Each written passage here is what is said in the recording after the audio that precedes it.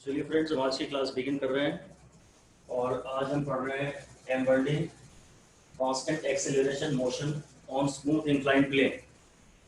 ठीक है, बेसिकली तो मतलब सिर्फ इस बात से होना चाहिए कि ये कांस्टेंट एक्सेलरेशन मोशन है। कांस्टेंट एक्सेलरेशन मोशन है अगर, तो फिर वो उसकी वैल्यू क्या है इससे हमें कई बार मतलब नहीं होता। अगर एक्सेलरेशन कांस्टेंट है तो बस हम इस बात से ही इसकी इक्वेशंस तो कम से कम हमें समझ में आ ही जाती हैं कौन सी लगेंगी। v is u plus 18, s is ut plus half a t square और v square is u square plus 2as। ये सारी इक्वेशंस तब लग जाएंगी जब ये पता हो कि मोशन कांस्टेंट एक्सेलरेशन है। जब सवाल आता है आपके पास तो सबसे पहले आपको ये चेक करना ही चाहिए कि वेलोसिटी कांस्टेंट है, कि वेलोसिटी वेरिएबल है, एक्सेलरेशन कांस्टेंट है, कि एक्सेलरेशन वेरिएबल है। जब आपके पास क्वेश्चन आता है तो आपको सबसे पहले यही डिफाइन करना चाहिए कि मोशन है कैसा, कांस्टेंट वेलोसिटी वाला है या कांस्टेंट एक्सेलरेशन वाला। अगर कांस्टेंट वेलोसिटी है तो s इज इक्वल टू खाली ut, और अगर कांस्टेंट एक्सेलरेशन है तो s is equal to ut plus half a t square, right. फिर हॉरिजॉन्टल मोशन होता है एक तो जमीन पे, फिर एक m1d ग्रेविटी में हमने पढ़ा वर्टिकल मोशन g से, यहाँ तो एक्सेलरेशन फिर से 9.8, और इंक्लाइन प्लेन पे एक्सेलरेशन कितना है वो अभी देखेंगे। पर बस इतनी बात है कि वो कांस्टेंट है। फिलहाल तो इतनी बात से ही हम खुश हैं कि वो कांस्टेंट है। कुछ न्यूमेरिकल्स में इस एक्सेलरेशन की वैल्यू की जरूरत पड़ती है कि इंक्लाइन प्लेन पे एक्सेलरेशन कितना है, और कुछ में जहाँ दो इक्वेशंस बन रही हो वहाँ इंक्लाइन प्लेन से आपको कोई लेना देना ही नहीं है। हो सकता है एक का टर्म कैंसिल हो जाए। ठीक है, तो ये इंक्लाइन प्लेन का 3D व्यू है। बेसिकली इस टाइप से इंक्लाइन प्लेन है। इसी प्लेन को मैं ऐसा खड़ा कर दूं तो इंक्लाइन हो गया, बस ये प्लेन है, और इसको यहाँ खड़ा कर दिया तो इंक्लाइन प्लेन हो गया। और इस पे ऑब्जेक्ट ऐसे स्लाइड करेगा, ऑब्जेक्ट को यहाँ छोड़ेंगे तो स्लाइड करेगा। तो हम लोग इसका 3D व्यू नहीं बनाया करेंगे, हम इसका 2D व्यू ही बनाएंगे। ठीक है, इसमें सिर्फ एक ही चीज सवाल में कई बार वो आपको देता है, ये length of the incline plane. क्योंकि मोशन तो इस पाथ के अराउंड हो रहा है ना, तो इसके या इसके देने का डायरेक्टली कोई मतलब नहीं है। तो लिख दीजिए, डायग्राम बना दीजिए और लिख दीजिए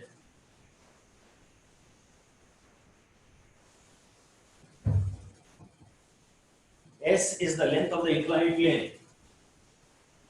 S is the length of the inclined plane.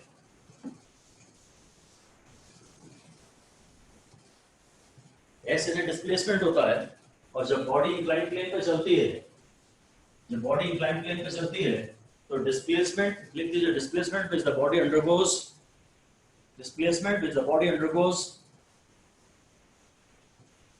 in moving over,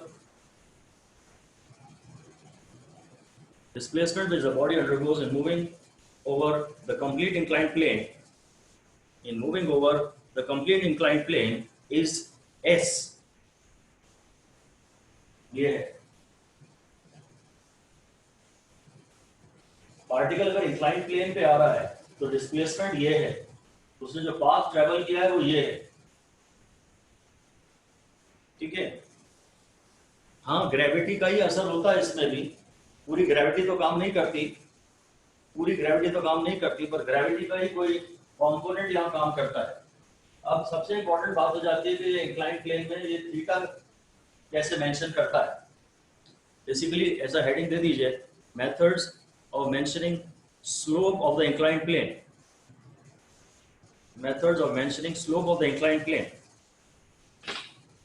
slope तो आप समझते ही हैं, इसका स्लोप 0 है, इसका स्लोप थोड़ा ज्यादा है, इसका और ज्यादा है, इसका और ज्यादा है। जो मोर स्टीप है वो मोर स्लोपी है, इसका स्लोप ज्यादा है।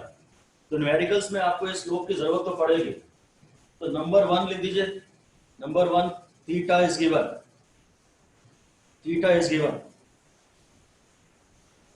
If theta is given, और स्टार लगा के लिख दीजिए विद द हॉरिजॉन्टल।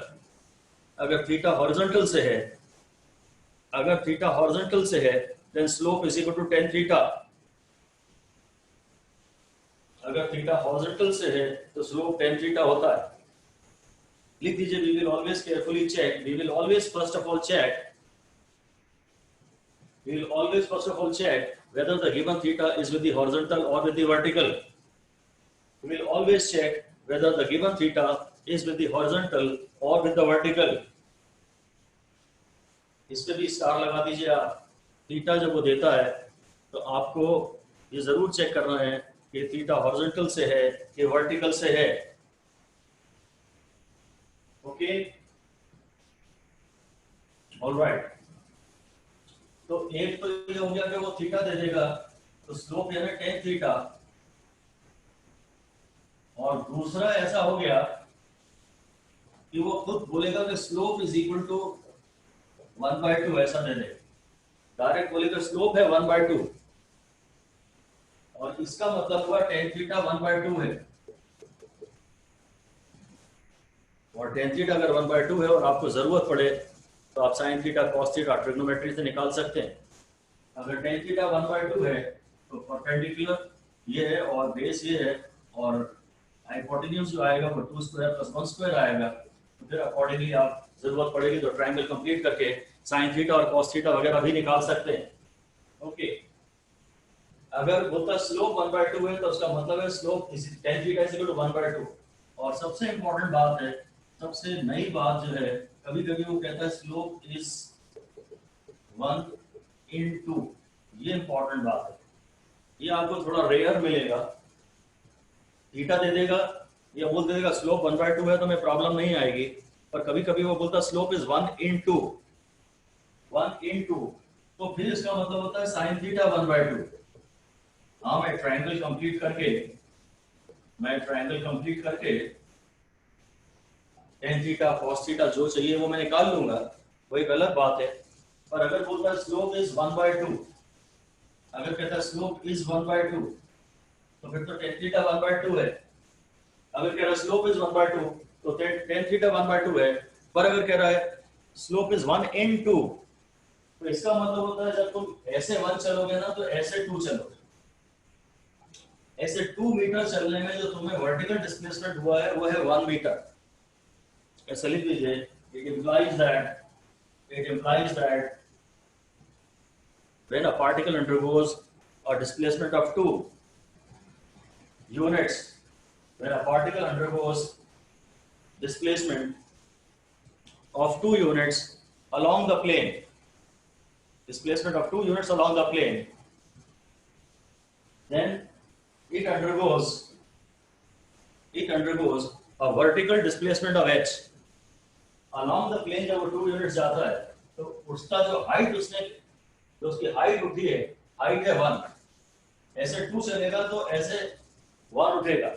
एक्चुअली हम लोग को अपनी पूरी मैकेनिक्स में मेनली वर्टिकल डिस्प्लेसमेंट में इंटरेस्ट होता है। हमें एक्चुअली इस बात में ज्यादा मतलब नहीं होता बाकी मैकेनिक्स में कि आपने around the length of the inclined plane कितना डिस्प्लेसमेंट अंडरगो किया है।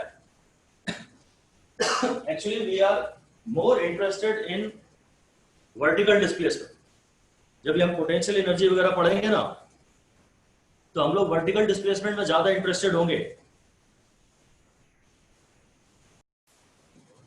तो सवाल में सबसे पहले तो वो आपको एस देगा, length of the inclined plane, और उसके बाद थीटा की जानकारी या तो डायरेक्ट थीटा दे देगा 30 डिग्री 60 डिग्री, या वो स्लोप दे देगा 1/2, और या फिर स्लोप बोलेगा 1/2। आपको तो केवल ये ध्यान रखना है कि अगर वो कह रहा है स्लोप इज 1/2 तो देन टेन थीटा 1/2 होता है, और अगर बोलता है 1/2 तो साइन थीटा 1/2 होता है। ऐसे 2 चलेंगे तो ऐसे 1 उठेंगे। Alright,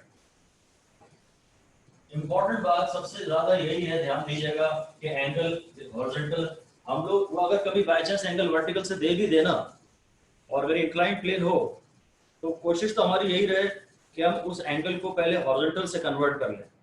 majority of the discussions हमारे जो होते हैं वो तब होते हैं जब एंगल विद द हॉरिजॉन्टल होता है। ऐसा भी अलग से स्टार लगा के लिख दीजिए, if inclination is given with the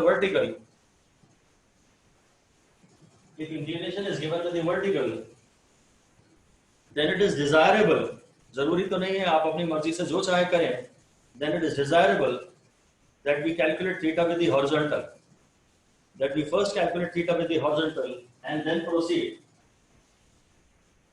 We first calculate theta with the horizontal and then proceed. इस डायग्राम में आप क्वेश्चन लिख दीजिए, इसी कॉन्टेक्स्ट में, इसी के कॉन्टेक्स्ट में क्वेश्चन लिख दीजिए कि if a particle moves a distance s, straight line में हो रहा है या डिस्टेंस है कि डिस्प्लेसमेंट है, मुझे फर्क नहीं पड़ रहा. If a particle moves a distance s along the inclined plane, then what is the vertical displacement? What is the vertical displacement? Theta is the inclination with the horizontal. Theta वही है जो हम चाहते हैं ज्यादातर. Theta is the inclination with the horizontal. Yes, sir. अभी हम क्या करेंगे, यहाँ पे एक राइट एंगल ट्राइंगल है, ये वर्टिकल प्लेन में है, ये वर्टिकल प्लेन है और राइट एंगल ट्राइंगल है. तो मुझे पाइथागोरस थ्योरम और साइन थीटा और कॉस थीटा ये सब याद आते हैं राइट एंगल के नाम पे. मुझे ये दिया है और ये दिया है और ये निकालना है. जो मुझे निकालना है वो थीटा के सामने वाली साइड है, वो परपेंडिकुलर है. ऐसा लिख दीजिए, we have to calculate the perpendicular of the triangle. हमें ट्रायंगल का परपेंडिकुलर निकालना है in terms of hypotenuse. Hypotenuse के टर्म्स में हमें परपेंडिकुलर निकालना है, इसलिए जरूर हमें साइन थीटा लेना चाहिए. Sine theta is equal to perpendicular upon hypotenuse. Sine theta is equal to perpendicular upon hypotenuse. जो साइन थीटा है वो है परपेंडिकुलर अपॉन हाइपोटेन्यूज. ये जो h है वो s इंटू साइन थीटा है. s का साइन थीटा है, h जो है वो s का साइन थीटा है. और इसी में पार्ट बी है, calculate the base of the triangle. Calculate the base of the s cos theta. अब मेरे को बेस निकालना है हाइपोटेन्यूज के टर्म्स में, तो मैं cos थीटा ले लूंगा, वो है बेस अपॉन हाइपोटेन्यूज. बेस मुझे निकालना है वो है हाइपोटेन्यूज का cos थीटा, और इसलिए जो बेस है वो है s cos थीटा. ठीक है ना. वेक्टर्स के कॉन्सेप्ट से भी हम इस सवाल को इसी तरह करते. अगर मैं ये डिस्प्लेसमेंट, इस वाले डिस्प्लेसमेंट s को वेक्टर लेता, तो इधर कोने में कंपोनेंट cos थीटा आता और सामने थीटा के सामने साइन थीटा आता, है ना. यही लिख लेते हैं. The same results are obtained by resolving the vector s. Vector s को रिजोल्यूशन करते हैं. जो बेस है वो है s का cos थीटा, जो कि हमारा रूल था कोने में cos. ये आपको ट्रायंगल का बेस निकालना है, वही रिजोल्यूशन के नाम से पढ़ाया जाता है. वेक्टर्स में यही सब रिजोल्यूशन के नाम से पढ़ाया जाता है. और जो हाइट है वो है s का साइन थीटा, क्योंकि सामने साइन, कोने में cos और सामने साइन या साइड में साइन, वो h यहां भी बना सकते हैं. वेक्टर्स के कॉन्सेप्ट से भी ये कहा किया जा सकता है, हमें वेक्टर्स की जरूरत ही नहीं है, हम तो बढ़िया अपना cos theta, sine theta, tan theta लगाएंगे. आपको ये क्लियर पता होना चाहिए कि राइट एंगल ट्रायंगल अगर आपके पास है तो सबसे पहले आइडेंटिफाई करना चाहिए सबसे बड़ी साइड कौन सी है, और फिर साइड में साइन और कोने में cos. ठीक है. s को अगर रिजॉल्व करूंगा तो s cos थीटा जो है वो b आ रहा है और s sin थीटा जो आ रहा है वो h आ रहा है. अगर मुझे s दिया है तो s सबसे बड़ा वेक्टर है, b भी उसका एक बच्चा है और h भी उसका एक वेक्टर बच्चा है. मैंने वेक्टर s को दो कंपोनेंट्स में रिजॉल्व किया है. तो वेक्टर s सबसे बड़ा है, उसका एक ये बच्चा है और उसका एक ये बच्चा है. दोनों बच्चे जो हैं वो s से छोटे ही होंगे. s cos थीटा भी s से छोटा होगा और s sin थीटा भी s से छोटा होगा. लिख दीजिए. when a vector is resolved into two perpendicular components, when a vector is resolved into two perpendicular components, when a vector is resolved into two perpendicular components, then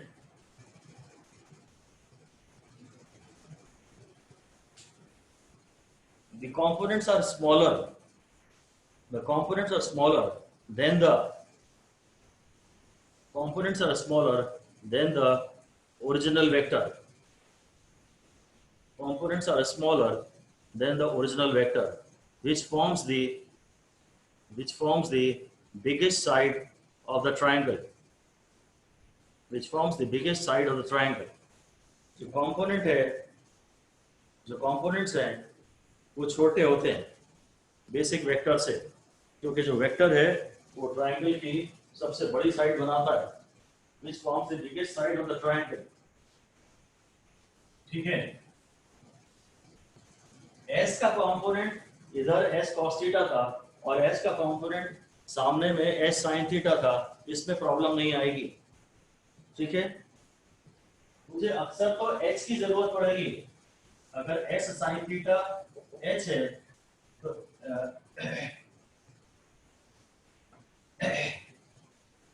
S is equal to, अगर S चाहिए आपको, H दिया है उसने, अगर suppose ये दिया और ये दिया है तो आपको बड़ी वाली साइड निकालनी है. तो H by sin theta is equal to S, है ना. ये हमारे कई बार काम आएगा, इस पे आप स्टार लगा लीजिए. अगर थीटा हॉरिजॉन्टल से ही होता है तो इसे याद करने की कोशिश कर लीजिए. अब सबसे इंटरेस्टिंग बात ये आ रही है कि मैं आपको कहता हूं आप H को रिजॉल्व करिए, आप S को मत रिजॉल्व करिए. अगला क्वेश्चन है इसी में कि रिजॉल्व H को रिजॉल्व करिए. आप इस एंगल को बीटा ले लीजिए, in terms of beta H को रिजॉल्व करिए बीटा के टर्म्स में.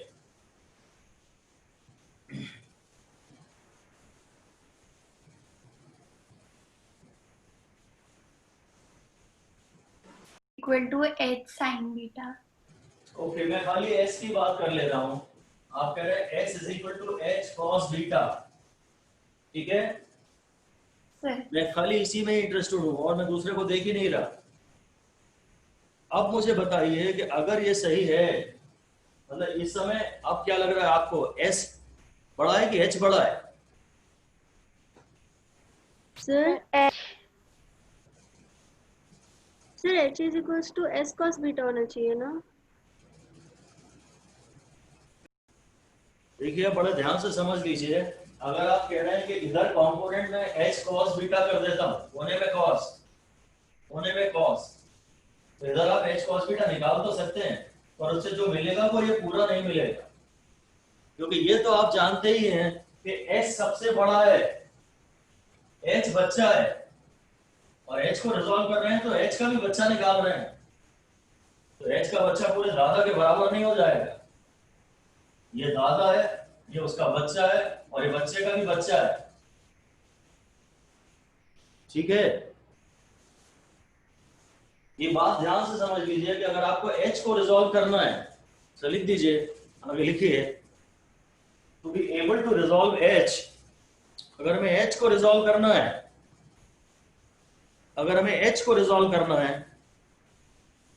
then we should construct a right angle triangle.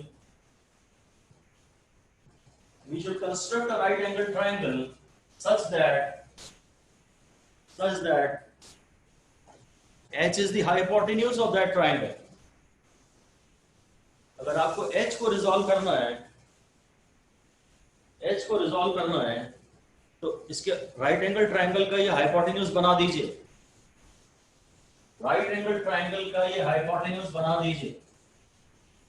अब अगर मैं ये H ले लेता हूं पूरा, तो यहाँ पे 90 डिग्री बनाइए पहले, फिर ये कोई डिस्टेंस हो जाएगा मे बी AB, और ये हो जाएगा, चलो AD लिख लेता हूं, और इधर कहीं आ जाएगा AE. अब मैं H को रिजॉल्व कर सकता हूं इसमें और इसमें. अब मैं H को रिजॉल्व कर सकता हूं, मैं H cos बीटा बोल तो सकता हूं, पर वो डिस्टेंस AD है. जो H cos बीटा है वो डिस्टेंस S नहीं है. S सबका बाप है, S सबसे बड़ा है. S का एक कंपोनेंट ये आएगा और S का एक कंपोनेंट ये आएगा. पर यदि आप इसे रिजॉल्व कर रहे हैं तो ये सबसे बड़ा होना चाहिए. बड़े वाले को रिजॉल्व करेंगे ना, H को रिजॉल्व करेंगे h को रिजॉल्व करेंगे तो ये पूरा नहीं मिल पाएगा आपको।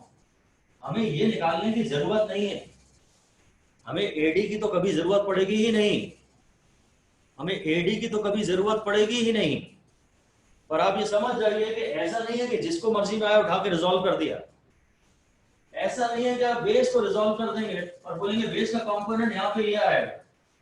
अगर आपको बेस को रिजॉल्व करना है, अगर आपको बेस को रिजॉल्व करना है तो फिर यहाँ से आपको इस लाइन पे परपेंडिकुलर ड्रॉप करना पड़ेगा ताकि ये 90 डिग्री आए। इसको इसके सामने वाली साइड हाइपोटेन्यूज बननी चाहिए। जिसे आपको रिजॉल्व करना है वो ट्रायंगल की सबसे बड़ी साइड होनी चाहिए। जिसको आप रिजॉल्व करना चाहते हो वो ट्रायंगल की सबसे बड़ी साइड होनी चाहिए, वो हाइपोटेन्यूज होना चाहिए। एक बड़े वेक्टर को ही तो दो बच्चों में रिजॉल्व कर सकते हैं, एक बड़े बच्चे को ही तो छोटे में दो वेक्टरों में रिजॉल्व कर सकते हैं। जो कंपोनेंट होते हैं वो हमेशा ओरिजिनल वेक्टर से छोटे होते हैं, ठीक है। तो ये बात बिल्कुल तय है। अब हम इस बात का ध्यान रखेंगे कि अगर ये थीटा है और ये एस है और ये एच है तो जो एस का साइन थीटा है वो तो एच है, पर अगर ये एंगल बीटा है तो जो एच का कॉस बीटा है वो एस नहीं है। ये बस ये एक चीज सीखनी थी, ठीक है। एच का कॉस बीटा ये कुछ होगा ऐसा, ये उस ट्रायंगल का ये वाली चीज है। एच को रिजॉल्व करने के लिए आपको एक नया ट्रायंगल इमेजिन करना पड़ेगा जिसका कि एच हाइपोटेन्यूज है। ओके ऑलराइट, अब हेडिंग ये दे देते हैं, हेडिंग है एक्सीलरेशन डाउन और स्मूथ इंक्लाइंड प्लेन। अब हम अपने काम की बात पे आ रहे हैं। डिस्कशंस तो सारे वही हैं, ये थीटा है और ये एस है, पर चलिए मैं एक्सीलरेशन की बात कर रहा हूं इसलिए अभी एस को नहीं लिख रहा। Acceleration down a smooth inclined plane. अब ये वर्टिकल डिस्प्लेसमेंट ये जो है ये वर्टिकल में है, ऐसा है ये, ठीक है ना। ग्रेविटी इस पे काम कर रही है लगातार बॉडी पे। अगर इसको मैं वर्टिकली गिरा दूं ना, यहां से एक ऑब्जेक्ट को वर्टिकली गिरा दूं, ये ए बी लिख दीजिए, सी लिख दीजिए और ऐसा ही इसके आगे लिख दीजिए। If an object is dropped vertically, if an object is dropped vertically from A along AC, from A along AC, then the acceleration in the body is g. Acceleration in the body is g because it is falling freely under gravity. अगर मैं यहाँ side से टपका दूं इसको तो यहाँ gravitational field actually पूरे में लगी हुई है, ये पूरे में यहाँ ग्रेविटेशनल फील्ड लगी हुई है। ये वर्टिकल प्लेन में सारा सिस्टम है और बॉडी ऐसे एक्चुअली स्लाइड करके नीचे आ रही है। अगर मैं टपका देता तो जी के कारण इसमें एक्सीलरेशन जी होता और जी के कारण ये टपक जाता। ग्रेविटी तो हमेशा वर्टिकली डाउनवर्ड डायरेक्टेड होती है ना, पर मुझे एक्चुअली मूवमेंट मेरा एबी के अलाउ हो रहा है। लिख दीजिए particle slides down the plane, particle slides down the plane along AB, particle slides down the plane along AB. So we should consider the component of G. We should consider the component of G along AB. हमें G का component लेना चाहिए AB के along, क्योंकि movement AB के along हो रहा है और मैं अलग से कोई फोर्स नहीं लगा रहा। जो कुछ भी कर रही है ग्रेविटी कर रही है, पर मूवमेंट कंस्ट्रेंड है, मूवमेंट यहां नहीं हो रहा है। अगर यहां होता तो मैं कहता ग्रेविटी ने जी पैदा किया है इसमें, बॉडी यहां स्लाइड करके नीचे आ रही है, down the plane body slide करके नीचे आ रही है, तो शायद मुझे जी का कंपोनेंट इस डायरेक्शन में लेना पड़ेगा, जी का कंपोनेंट इस डायरेक्शन में लेना। हाँ, अगर यहां पर जी है तो ये एंगल 90 माइनस थीटा है, इधर जी है, मुझे इधर कंपोनेंट लेना है। यहाँ जो कंपोनेंट आएगा ना वो आएगा जी कॉस 90 माइनस थीटा। इस डायरेक्शन में जो कंपोनेंट है वो जी कॉस 90 माइनस थीटा है। तो acceleration down the plane, acceleration down the plane is equal to g cos 90 minus theta और cos 90 minus theta यानी g sin theta। इनके हम बेटर मेथड्स पढ़ेंगे जब न्यूटन्स लॉ पढ़ लेंगे तो और सिस्टमैटिकली बड़े आराम से डिस्कशन आपके समझ में आएगा। और फिर ये कमी तो फिर भी रह जाती है, अगर इस तरीके से ना पढ़े तो गलतियां होती हैं। इधर जी है, जी को रिजॉल्व किया, जी cos 90 माइनस थीटा इस डायरेक्शन में जा रही है। जब बॉडी इस डायरेक्शन में जा रही है तो मुझे डिस्प्लेसमेंट एक्सीलरेशन भी इसी के अलोंग लेना चाहिए ना। ऐसा लिख दीजिए, when displacement is along the length of the inclined plane, when displacement is occurring along the length of the inclined plane, then we should consider acceleration also along that path, that is along the length of the inclined plane। जब movement यहाँ हो रहा है तो मुझे acceleration भी यही लेना चाहिए। अगर मूवमेंट यहाँ हो रहा है तो मैं एक्सीलरेशन जी लेता हूं, अगर मूवमेंट यहाँ हो रहा है तो मैं पूरा जी बॉडी पे काम नहीं कर पा रहा, जी का एक कंपोनेंट बॉडी को नीचे ला रहा है।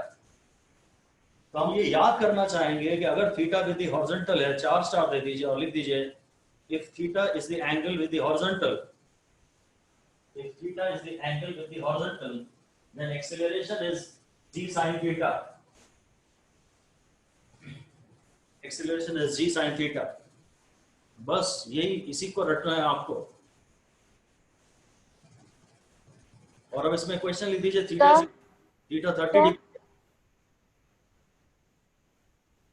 30 डिग्री है, theta is equal to 30 degree और स्मूथ इंक्लाइंड प्लेन, और g को 10 ले लीजिए, तो find acceleration down the inclined 5 metre पर सेकंड स्क्वायर। हाँ, एक्सेलरेशन है g sin थीटा, ये है 10 और sin 30 है 1/2, ये है 5 मीटर पर सेकंड स्क्वायर। मुझे इसकी वैल्यू से इससे भी कोई मतलब नहीं है, इससे भी कोई मतलब नहीं है। फिलहाल मुझे केवल एक बात बतानी है कि acceleration is constant at some value, acceleration is constant at some value, बस यही समझाना है मुझे। हाँ, वो जी साइन थीटा है, अगर थीटा हॉरिजॉन्टल से एंगल है, तो वो जी साइन थीटा है। पर मुझे तो एक ही बात बतानी है कि वो एक्सेलरेशन कांस्टेंट। बाद में जब हम फ्रिक्शन का चैप्टर पढ़ेंगे, रफ इंक्लाइंड प्लेन पढ़ेंगे, तो ये फॉर्मूला बदल जाएगा, जी साइन थीटा नहीं रहेगा। पर इंटरेस्टिंगली इनफ वहां भी एक्सेलरेशन की वैल्यू जो भी आएगी वो कांस्टेंट है। तो कांस्टेंट एक्सेलरेशन मोशन की इक्वेशंस रफ इंक्लाइंड प्लेन पे भी वैलिड हो, ऐसा भी आप लिख दीजिए। Acceleration down a rough inclined plane is less than g sine theta. Rough inclined plane पे एक्सेलरेशन जी साइन थीटा से कम होता है, but it is still a constant. It is still a constant. Therefore, all the equations of constant acceleration motion, are valid. All the equations of constant acceleration motion are valid in case of inclined planes. In case of inclined planes, type 1 problem इसमें क्या हुआ है? Type 1 problem, body slides down, मतलब motion is basically accelerated. Down को caps में लिख देते हैं। तो v की इक्वेशन हो जाएगी u प्लस at में, a को g sin थीटा लिख दीजिए, S is equal to ut plus half at square, ये को g sin थीटा लिख लीजिए, v square is equal to u square plus 2as, ये को g sin थीटा ले लीजिए, s nth निकालना है आपको, तो u plus g by 2 into 2n minus 1, sorry g sin theta by 2, जी जहां से आता है उसकी जगह जी साइन थीटा आएगा। हॉरिजॉन्टल डायरेक्शन में जब मूवमेंट होता था तो ए कांस्टेंट होता था, ए की वैल्यू सवाल में दी जाती थी। वर्टिकल डायरेक्शन में जब मूवमेंट हो रहा है तो एक्सेलरेशन g/2 है। वर्टिकल डायरेक्शन में जब मूवमेंट होता है तो एक्सेलरेशन g होता है, सॉरी, और इंक्लाइंड प्लेन पे वो g sin थीटा होता है अगर थीटा हॉरिजॉन्टल से एंगल है तो। ये सारी इक्वेशंस वैलिड है। अगर अगर बॉडी को आपने इंक्लाइंड प्लेन के टॉप से रिलीज किया है, अगर खाली धीरे से छोड़ा है तो u 0 हो जाएगा। अगर रिलीज किया है तो u 0, और अगर थ्रो किया है, कुछ वैल्यू इनिशियल वेलोसिटी की दी है, कुछ वैल्यू इनिशियल वेलोसिटी की दी है, तो बस फिर u ले लें। फिर इसमें टाइप 2 प्रॉब्लम भी हो सकते हैं, टाइप 2 प्रॉब्लम भी हो सकते हैं। बॉडी प्रोजेक्टेड अप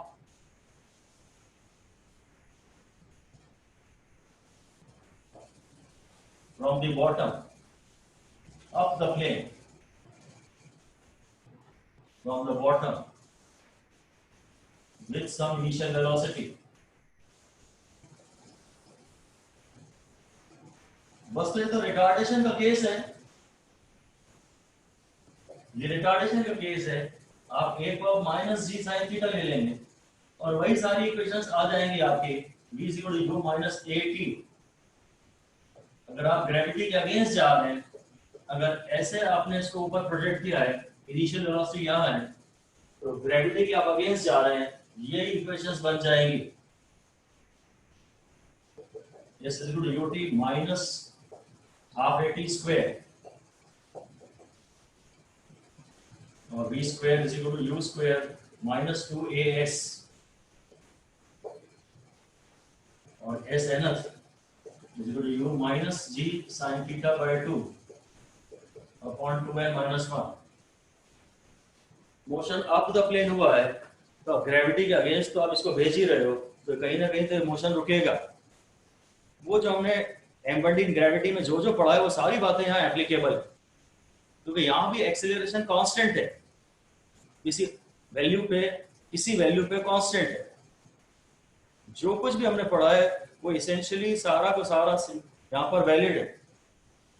यानी यहाँ पे भी अगर आप जानते हैं कि बॉडी रुकने वाली है, कहीं इंक्लाइंड प्लेन पे ऊपर जाके रुकने वाली है, तो फाइनली v 0 हो जाएगा। और अगर v 0 हो जाएगा तो half g sine theta into t square, v को 0 डाल देंगे ना। अपने को तो पता है अगर u 0 ऐसे ही लिख दीजिए, स्पेशल केस लिख दीजिए, स्पेशल रिजल्ट। ये हमने पहले पढ़ा है इसलिए हम इसे हम जान नहीं रहे, पर स्पेशल रिजल्ट लिख दीजिए। when u और v equal to 0, अगर u 0 है या v 0 है, then we can apply the formula s is equal to half at square। अगर u 0 है या v 0 है, कुछ भी 0 है, अगर वो सवाल है कि बॉडी ने टॉप से रिलीज किया हमने बॉडी को और बॉडी नीचे आ रही है, तो आप ये लगा सकते हैं। और अगर क्वेश्चन कह रहा है बॉडी बस ऊपर चल के रुकने वाली है कहीं, तो फाइनल वेलोसिटी जब 0 है और टाइम वहां से नाप रहे हैं, तो भी ये फॉर्मूला लगाया जा सकता है। u या v में से कोई भी एक 0 हो तो ये फॉर्मूला वैलिड फॉर्मूला होता है। ठीक है, चलिए ये क्वेश्चन लिखते हैं अब अपन।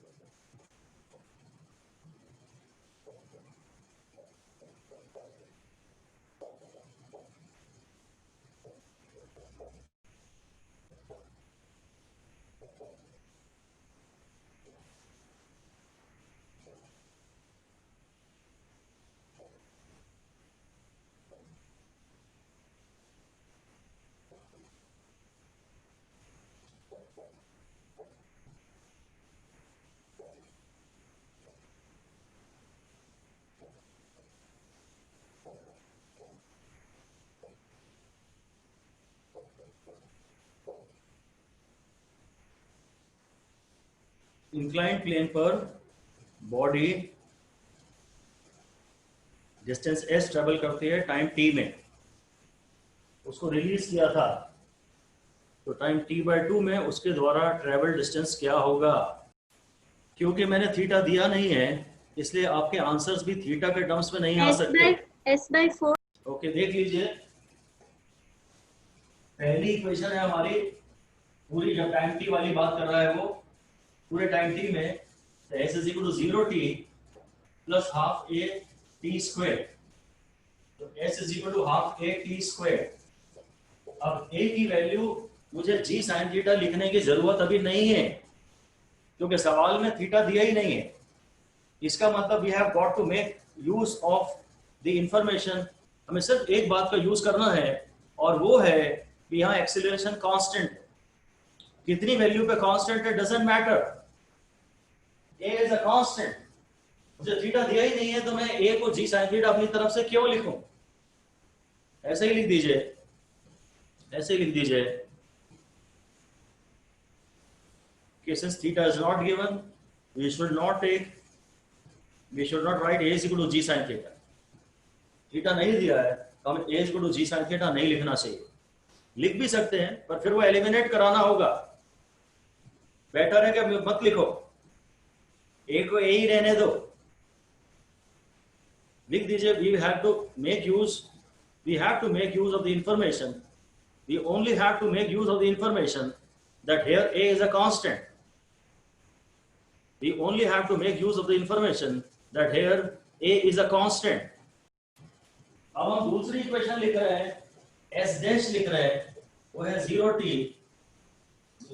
टाइम तेरा t by 2, तेरा टाइम t by 2 में बॉडी कहाँ होगी, तो 0 into t by 2 plus half a into t by 2 का स्क्वायर। तो s डैश की इक्वेशन है half a t square by 4। आप इन्हें डिवाइड कर दीजिए तो s डैश आ जाएगा s by 4। This is your answer. इस सवाल का पार्ट भी लिखिए।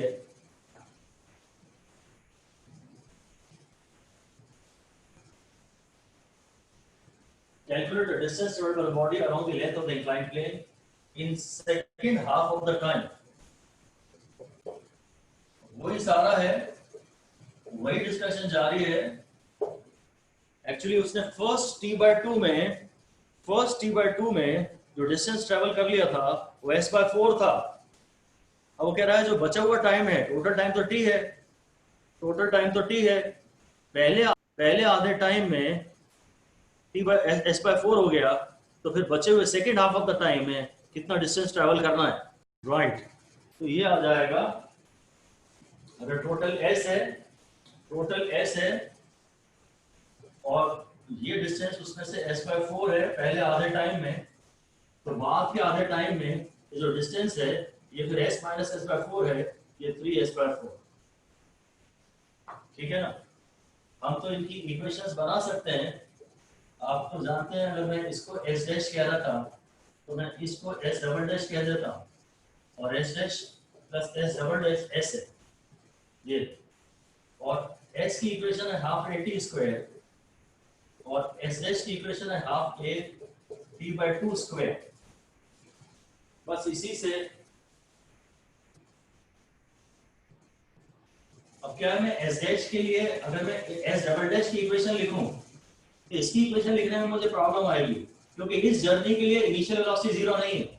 यहां से अगर आप इक्वेशंस लिखेंगे, यहां से लिखेंगे इक्वेशंस, तो फिर तो कोई प्रॉब्लम नहीं आएगी क्योंकि इस जर्नी की बिगिनिंग पे इनिशियल वेलोसिटी 0 है। मैं डायरेक्ट s डबल डैश की इक्वेशन नहीं लिख सकता।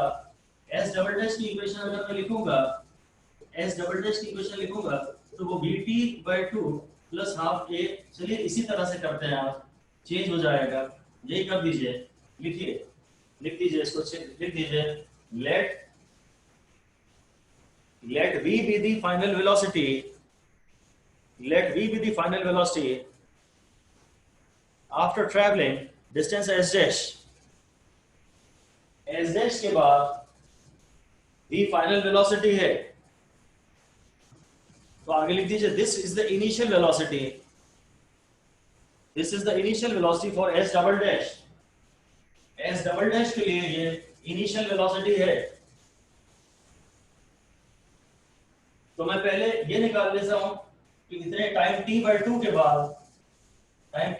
बाद, इस जर्नी के बाद फाइनल वेलोसिटी क्या है। तो v is equal to u plus at होता है। तो v is equal to 0 plus at/2 है। ये इस जर्नी के बिगिनिंग पे इनिशियल वेलोसिटी है। अब मैं अगर s डबल डैश की इक्वेशन लिखूंगा तो वो initial velocity ut/2 plus half a t/2 उसका स्क्वायर होगा। ये बात का हाफ है ना, सेकंड हाफ। ये सेकंड हाफ टाइम के मामले में सेकंड हाफ है। तो जो u है वो आपकी बार a t/2 है। तो a t/2 into t/2 plus half a t²/4। ये हो गया a t²/4 और ये हो गया हाफ a t²/4। तो टोटल मिला के ये हो गया a t²/4 कॉमन ले लेता हूँ। t²/8। हाँ, मैं 8 नहीं लिख रहा, 3/2 कर दे रहा हूँ। तो क्या है, s डबल डैश की इक्वेशन आ गई 3/2 a t²/4 और s डैश की इक्वेशन आई थी 1/2 a t²/4। इसकी इक्वेशन आई थी ये पहले आधे टाइम में जो डिस्टेंस था वो ये था, ये बाद के आधे टाइम में। तो s double dash by s dash ये तो 3:1 आ ही गया। मैंने इस जर्नी के एंड पे जो वेलोसिटी है वो निकाली, वो s डबल डैश की जर्नी के लिए इनिशियल वेलोसिटी है। या तो इक्वेशन हमेशा यहां से लिखें, खाली इसकी इक्वेशन ना लिखें, फिर टोटल डिस्टेंस की लिखें, उसमें से बात तो ये निकाल लेना। और या फिर ये है कि इस जर्नी के जो एंड पे फाइनल वेलोसिटी है वो इस जर्नी के बिगिनिंग पे इनिशियल वेलोसिटी है। तो ut/2 में मैंने u को at/2 डाल दिया। और ये हमारी अगर सीरीज से हम चेक करें, आंसर तो हमारा आ गया। सीरीज से अगर चेक करें तो कांस्टेंट एक्सीलरेशन जब भी मोशन होता है तो displacements are in the ratio 1:3:5:7। तो ये 1:3 आ रहा है ना, 1:3। एक्सरसाइज लिख दीजिए आप इसके आगे, ये series of Sn and Snth are applicable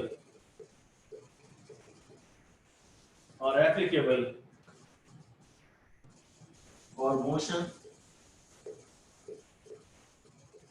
along inclined plane also. Sn की और Snth की series motion along inclined plane भी के लिए भी वैलिड है। हम ये अगर सवाल हमें ये कहता,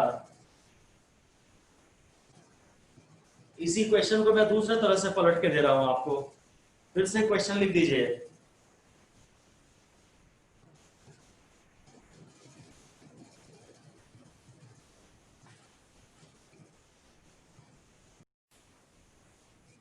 ये क्वेश्चन है, body slides down rough inclined plane बोल दिया मैंने आपकी बात। और रफ से भी हमें फर्क नहीं पड़ता क्योंकि हमें पता है रफ इंक्लाइंड प्लेन पे भी एक्सेलरेशन होता जो भी है वो कांस्टेंट ही है। तो g sin थीटा तो नहीं होता, उससे भी कम होता है, पर जो भी है वो कांस्टेंट है। इसने 4 मीटर का डिस्टेंस तय किया अलोंग द इंक्लाइन 1.3 सेकंड्स में। तो 1.5 सेकंड्स के बाद ये कहां होगा। चलिए अब मैं बात कर रहा हूं, अगर मैं इक्वेशंस ना बनाऊं तो मैं डायरेक्टली कहना चाहता हूं कि पहले आधे टाइम में 3 सेकंड का आधा है ना, पहले आधे टाइम में जो डिस्टेंस ट्रेवल होता है वो 1/4 होता है। क्या, चलिए इक्वेशन बनाते हैं। 4 is equal to half a into t square and s dash is equal to half a into 1.5 square। बस बात खत्म। तो s dash by 4 is equal to 1.5/3 का स्क्वायर 1/2 का स्क्वायर और ये हो गया 1/4। तो s dash आ गया 1 मीटर। ये है काम। अगर एक्सीलरेशन कांस्टेंट है तो मैं ऐसी इक्वेशन बना रहा हूं उठा के 3 सेकंड्स में 4, तो 1.5 सेकंड्स में कितना। अगर एक्सीलरेशन कांस्टेंट है तो या तो हम अपनी को सीरीज से भी काम चला सकते हैं। और सीरीज ये कहती है कि पहले आधे टाइम में जो डिस्टेंस ट्रेवल्ड होता है वो टोटल का 1/4 होता है, क्योंकि 1 4 9 16 चलता है ना, 1 4, अगर ये 4 है तो ये 1 है, अगर ये टोटल 4 है तो ये 1 है। फिर इससे अच्छा कोई मेथड नहीं है बेसिक से कर। Basics method, basic methods are always the best. अगर ये इसमें मैं आपसे पूछूं distance travelled in the next 1.5 seconds, 3 metre. हाँ तो फिर 3 मीटर आ ही जाएगा। जब 1.5 सेकेंड में ये 1 ही मीटर चला है ना, बाद में उतने ही टाइम में डिस्टेंस 3 टाइम्स होता है। लिख दीजिए, पार्ट बी लिख दीजिए सवाल का, distance in next half second, next 1.5 second, distance travelled in next half second 1.5 second. और हम इसे जानबूझ के बस सीरीज रिवाइज कराने के लिए सीरीज मेथड से कह रहे हैं ताकि सीरीज रिवाइज हो जाए। अब आप ये बोल दीजिए कि if u is equal to 0, acceleration is constant, u 0 है, एक्सेलरेशन कांस्टेंट है, and successive time intervals are equal, and successive time intervals are equal, bracket में है 1.5 सेकेंड, पहले 1.5 सेकेंड और अगले 1.5 सेकेंड की बात कर रहे हैं, successive time intervals are equal, then distances are in the ratio, distances are in the ratio 1:3.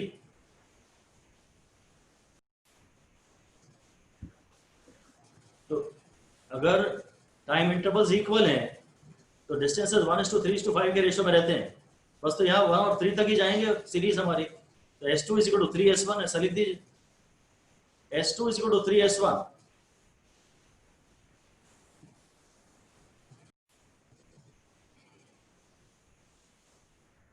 A body slides down an inclined plane and travels a distance S along the incline in time t. Time taken by the body to cover first half of the distance.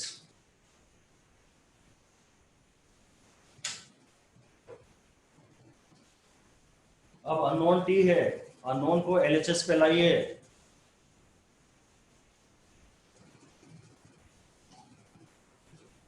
Unknown t है, unknown को LHS पे लाइए, u को 0 डालिए। इसका सही जवाब है t/√2। क्या है कि इक्वेशन है x = ½ t², क्योंकि u 0 है तो मैं t² को लिख लेता हूँ 2s/a, और t² को जिंदा मत रखिए क्योंकि आपको t निकालना है, तो ये फॉर्मूला ले लीजिए, और t प्रोपोर्शनल टू √s ऐसा आ गया।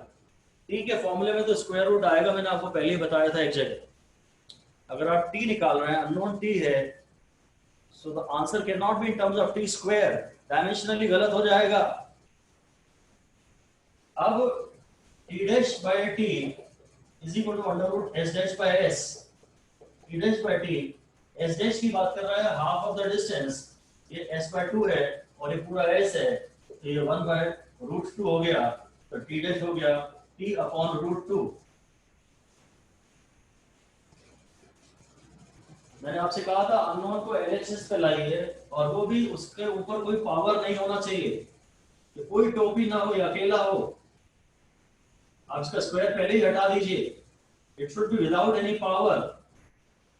तो ये t हो गया, क्योंकि एक्सीलरेशन कांस्टेंट है और 2 कांस्टेंट है, इसलिए t proportional to √s, so t'/t is equal to √s'/s। These results are valid for any kind of accelerated motion।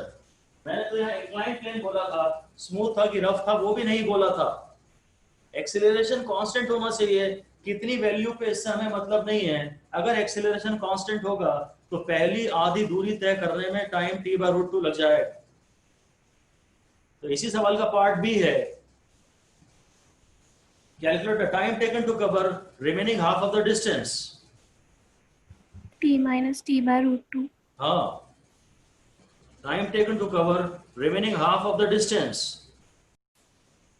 time taken to cover remaining half of the distance। आपको पता है कि total time t है और पहले आधे में time इतना निकल गया, ये रिमेनिंग हाफ के लिए है, फर्स्ट हाफ के लिए t/√2। इसको डायरेक्ट कर देते हैं बिना इक्वेशंस बनाए, ऐसे ही डायरेक्ट लिख दीजिए, और इंपॉर्टेंट भी है, 2 स्टार्स पे दे दीजिए। Time taken to cover first half of the distance is t by root 2 and time taken to cover second remaining half of the distance। अगर टोटल s की बात हो रही थी तो time taken to cover remaining half of the distance is t minus t by root 2। एक inclined plane इस तरह रखा हुआ है, जब एक बार ऑब्जेक्ट को मैंने यहां से टपका दिया, an object is first dropped vertically along AB and then allowed to slide along the inclined plane, find speeds on the ground in both the cases। Object को यहां से छोड़ दिया, सिर्फ ये h दिया है, आप अपना आंसर केवल h के टर्म्स में और थीटा के टर्म्स में दे सकते हैं। आप अपने आंसर्स केवल h के और थीटा के टर्म्स में दे सकते हैं। ये s इस समय हमें सवाल में नहीं दिया, इसलिए उनके टर्म्स में आंसर मत दीजिए।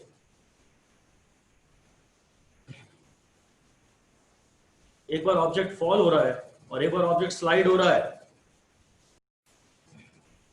जब ये फॉल हो रहा है ना,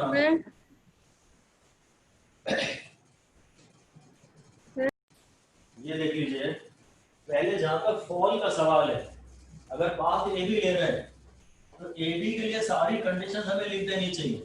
एक तो u 0 है और एक्सीलरेशन h है और जो डिस्प्लेसमेंट है वो एक्सीलरेशन g है, ये सारी कंडीशंस लिखनी चाहिए। अब इक्वेशन लिखते हैं h = ut + ½ at², क्योंकि ऑब्जेक्ट नीचे आ रहा है, टाइप 1 सवाल है। तो h = 0 + ½ gt², तो t = √2h/g, ये हमारा पहला आंसर है। टाइम के आंसर में स्क्वायर रूट तो आता ही है। बस स्पीड्स निकालनी है।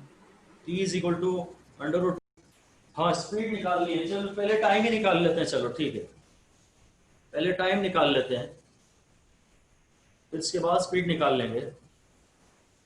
पहले टाइम निकाल लेते हैं कि नीचे आने में टाइम कितना है। इसको मैं बोल रहा हूँ टाइम ऑफ फॉल, मतलब वर्टिकल फॉल इज √2h/g। इस सवाल के पार्ट बी में हम स्पीड्स निकाल लेंगे, पार्ट ए में हम लोग टाइम्स निकाल लेते हैं।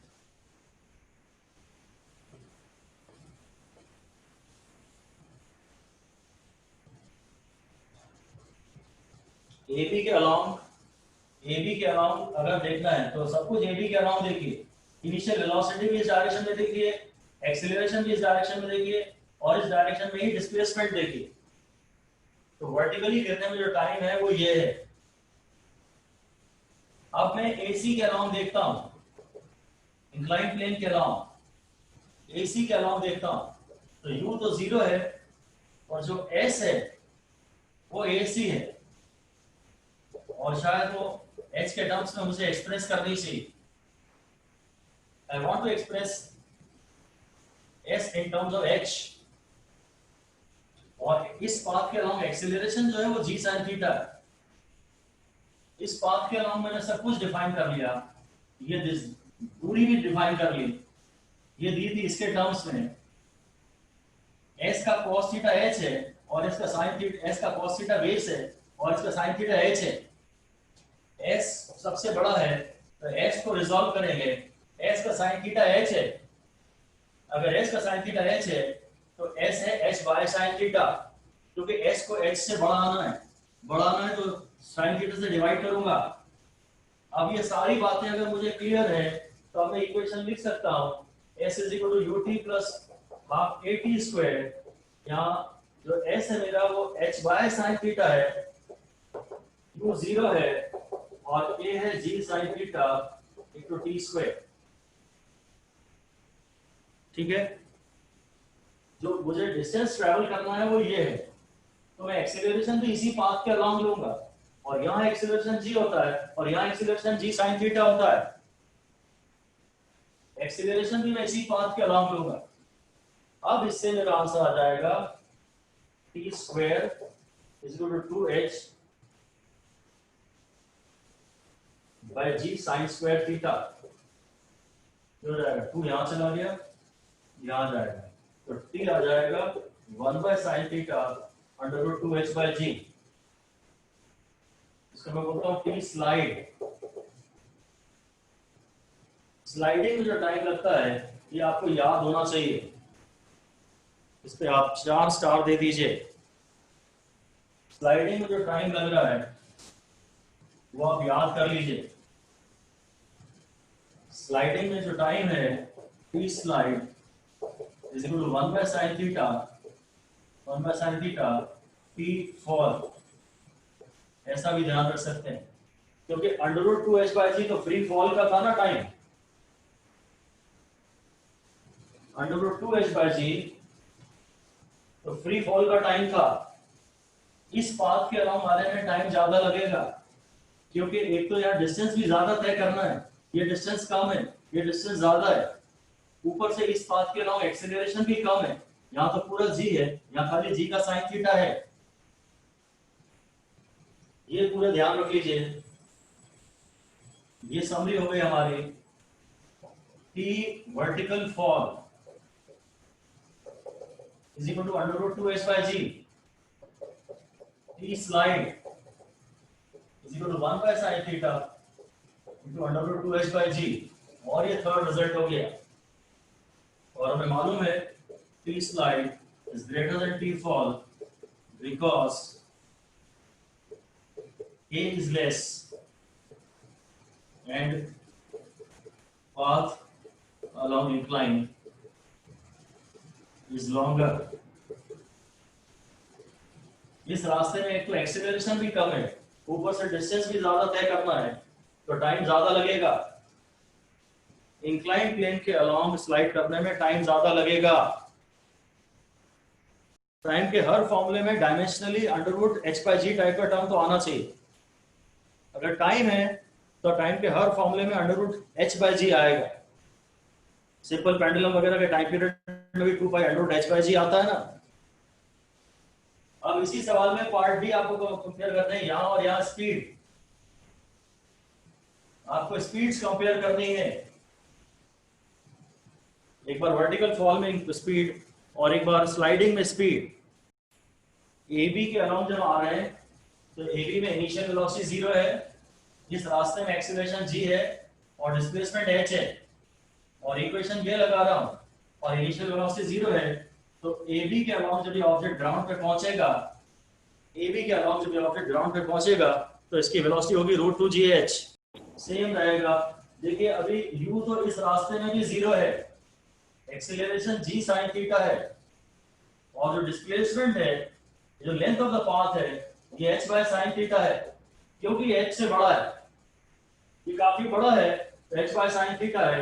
अब मैं फिर इसी इक्वेशन में डाल देता हूं v square equal to u square plus 2as, तो v square equal to 0 square plus 2, a है g sin थीटा और s है h बाय sin theta.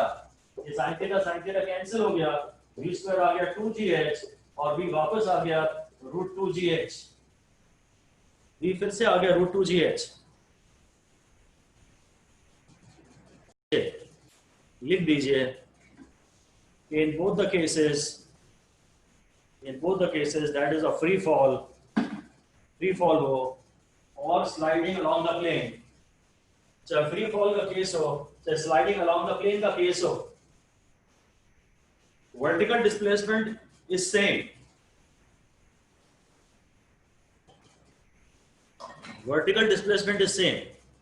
so P lost is same, जो P का लॉस है वो सेम है, so kinetic energy gained is same, potential energy का लॉस सेम है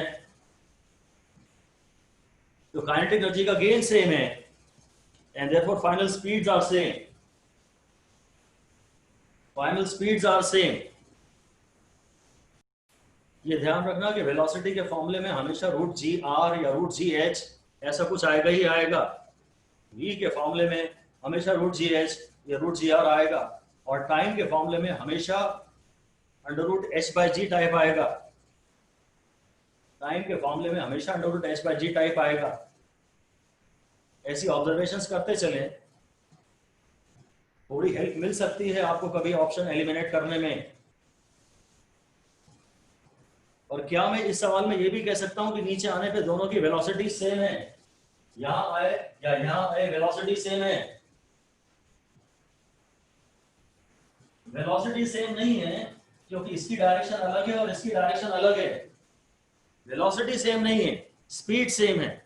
हाँ, वेलोसिटी का मैग्नीट्यूड सेम है, वेलोसिटी का मैग्नीट्यूड सेम है, पर velocity is a vector quantity. इसलिए हमने ये नहीं कहा कि इनकी वेलोसिटीज का रेशियो बताइए, हमने कहा इनकी स्पीड्स कंपेयर करिए।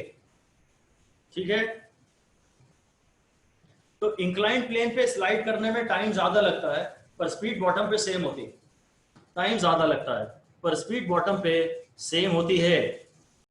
ये दिया है आपको, ये दो इंक्लाइन प्लेन यहाँ है, टच कर रहे हैं एक दूसरे को, दो इंक्लाइन प्लेन है। यहाँ M1 की फर्स्ट बॉडी स्लाइड कर रही है और M2 की सेकेंड बॉडी स्लाइड कर रही है। दोनों इंक्लाइन प्लेन की हाइट सेम है। ये इंक्लाइन प्लेन में अलग अलग भी दिखा सकता था, ये अलग अलग भी दिखा सकते थे हम, ऐसे हमने ऐसे ही मिला दिया, ऐसे ही मिला दिया। इसका मास M1 है, ये इधर स्लाइड कर रही है, इसका मास M2 है, इधर स्लाइड कर रही है। दोनों पर हाइट सेम है, तो compare, right V1 by V2 at the bottom. हाँ, बहुत बढ़िया, 1:1 बिल्कुल सही जवाब है इस बात का, क्योंकि एक तो वेलोसिटी मास पे डिपेंड नहीं करती। वेलोसिटी का लिख दीजिए फॉर्मूला, ऐसे केसेस में आता है बॉटम पे हमेशा वेलोसिटी के मैग्नीट्यूड का फॉर्मूला आता है, वेलोसिटी के मैग्नीट्यूड का फॉर्मूला आता है √2gh। डायरेक्शन की अगर बात ना करें तो वेलोसिटी के मैग्नीट्यूड का फॉर्मूला आता है √2gh, and here vertical heights are same. और इस पूरे चैप्टर में मास का कभी कोई फर्क पड़ता ही नहीं है। ये जो काइनेमेटिक्स का चैप्टर है, जो मोशन का चैप्टर है, उसमें मास का फर्क नहीं पड़ता, क्योंकि ए की वैल्यू जी, एक्सेलरेशन g sin थीटा है इररिस्पेक्टिव ऑफ मास। अगर मास बढ़ता है तो फोर्स mg भी बढ़ जाता है और एक्सेलरेशन सेम आता है। तो मास से तो हमें काइनेमेटिक्स में कभी कोई फर्क पड़ता ही नहीं है। और √2gh में h सेम है। अब हम सब कुछ दोबारा नहीं करेंगे, फॉर्मूला √2gh आप यूज कर सकते हैं। रेशियो तो सेम है, आपको बॉटम पे आने पर टाइम्स का रेशियो बताना है T1 by T2।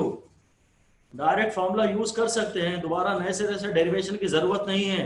1 by sin theta √2h by g।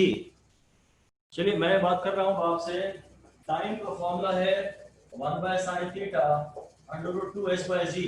अब हाइट दोनों बार सेम है, तो t proportional to 1 by sin theta, इसलिए हम T1 by T2 is equal to sin theta 2 upon sin theta 1। अब जो भी वैल्यूज डाल देगा मैं अकॉर्डिंगली पुट कर दूंगा। वेलोसिटी का फॉर्मूला अगर हम √2gh याद कर चुके हैं और h सेम है तो बस बात खत्म, v सेम। और टाइम का फॉर्मूला 1 by sin थीटा होता है, थोड़ा ज्यादा टाइम लगता है √2h by g में, 1 by sin theta √2h by g, और h सेम है तो बस t proportional to 1 by sin theta. ये नेक्स्ट सवाल है, sin theta 2 upon sin theta 1। Okay. Incline plane है, उसकी लेंथ अब की बार फिक्स है, एंगल्स अलग अलग हैं। पिछली बार तो हमने क्या किया था, ऐसे रखा था, तो ऐसे हाइट सेम थी, length of incline plane same नहीं थी। अब की बार हम शायद एक बार ऐसे रख रहे हैं और एक बार ऐसे रख रहे हैं। ये जितनी ये लेंथ है ए बी, उतनी ये लेंथ है ए बी। ये एस है तो ये भी एस है, और ये थीटा 1 है और ये थीटा 2 है। हाइट सबके बार डिफरेंट है, यही आपको समझना है, लिख दीजिए heights are different. So we should use the formula in terms of S, जो सेम है फॉर्मूले में वो आए। हाइट अब की बार डिफरेंट है, तो फॉर्मूले में हाइट का टर्म ना ही आए तो अच्छा है। हाइट डिफरेंट है, फॉर्मूले में हाइट का टर्म ना आए, एस सेम है तो फॉर्मूले में एस का टर्म आना चाहिए। तो मैं पहले फॉर्मूले में जहां वेलोसिटी टाइम का जो फॉर्मूला था 1 by sin theta √2h by g, या तो बेसिक से डिराइव कर लें या फिर से लिख दें h को 1 by sin s by sin theta 2h by g। तो टाइम का फॉर्मूला हो गया 1 by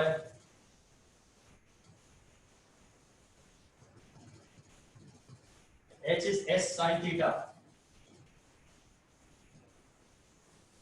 H is S into sin theta. ये ट्रायंगल बना के चेक कर लेता हूँ, S है ये थीटा है, S का ये cos थीटा है, S का ये sin थीटा है।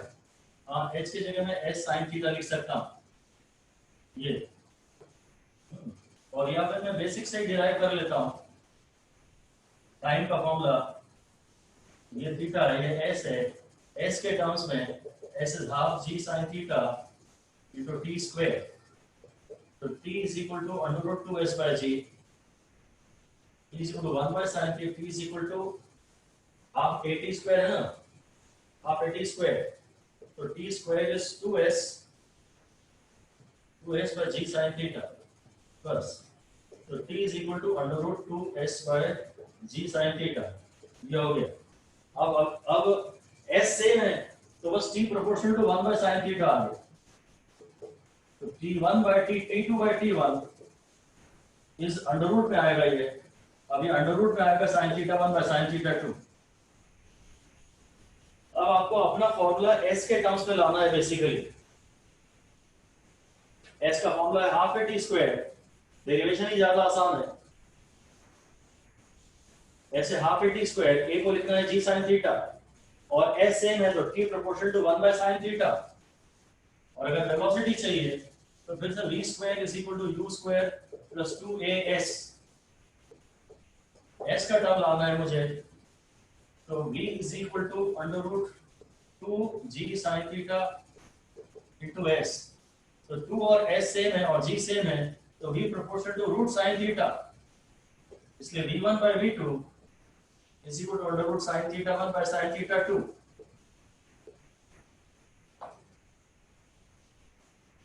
अगर s सेम है, याद करने की जरूरत नहीं है, बस ऐसे ही समराइज कर रहे हैं, तो v proportional to root sin theta है और t proportional to 1 by root sin theta है।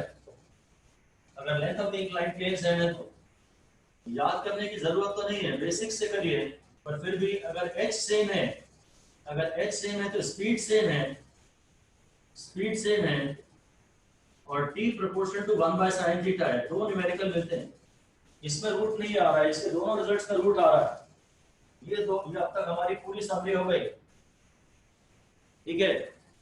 एक सवाल में कहेगा दोनों इंक्लाइंड प्लेन की h सेम है और थीटा अलग अलग है, दूसरे में कहेगा दोनों की length of the inclined plane same है। डेरिवेशन पे ज्यादा भरोसा रखिए, उसमें रिजल्ट्स में रूट आ रहे हैं दोनों में, और अगर हाइट सेम है तो स्पीड सेम है, t proportional to 1 by sin theta है। चलिए इससे रिलेटेड क्वेश्चन दे रहे हैं आपको, एक ये एक स्मूथ वर्टिकल सर्किल है, ये आपको डायग्राम में दिया है,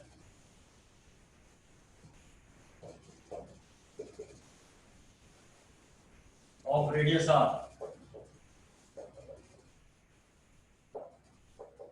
AB is its diameter,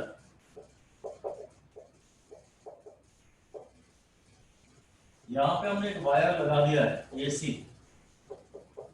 wire is fixed along AC, ये वर्टिकल प्लेन में काम कर रहा है, पूरा वर्टिकल प्लेन, जैसे ही वर्टिकल आता है मतलब जी काम करेगा, जैसे ही वो वर्टिकल का नाम लेता है मतलब ग्रेविटी काम करेगी, जैसे ही वो जी की बात करता है ग्रेविटी काम करेगी।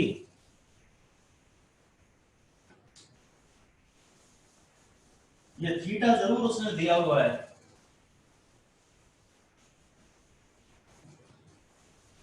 ये सर्किल है, ये डायमीटर है, तो आपको फर्स्ट पार्ट निकालना है कि a body slides along AC, है ना, wire slides along AC and a body slides on AC इस वायर पे, तो find speed at C and time taken to cover AC।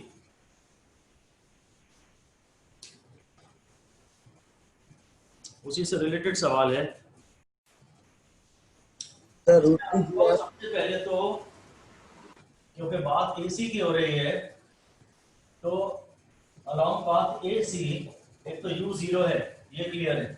Now you have to think about acceleration along path AC and you have to calculate s for AC कितना है, ये length of AC कितनी है, length of AC कितनी है. जिस भी path की बात करें, मेन बात आप ध्यान से यही सुन लीजिए, वो जिस पाथ की बात करता है आपको उसके along length of the path तो पहले पता होनी चाहिए ना, और उसके अलोंग एक्सीलरेशन कितना है वो भी आपको पता होना चाहिए ना. तो ये नए सिरे से सब सोचना पड़ेगा. इंक्लाइन प्लेन में जैसा डेरिवेशन किया था ना, वैसे यहाँ नए सिरे से सोचना पड़ेगा. जी साइन थीटा बैठे बैठे काम नहीं आ पाएगा. डिस्प्लेसमेंट भी आपको सोचना पड़ेगा और एक्सीलरेशन भी आपको सोचना पड़ेगा.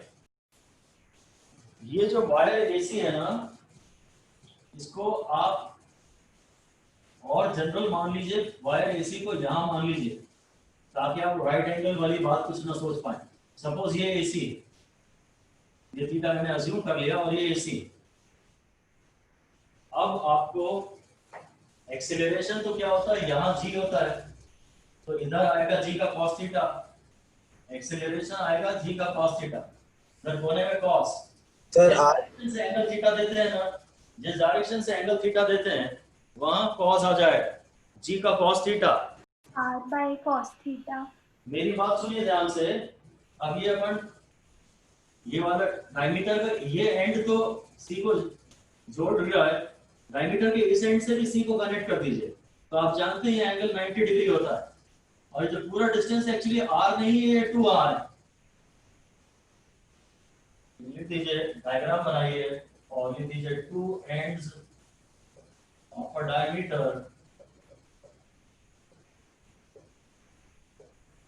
subtend an angle of 90 degree at any point on the circumference.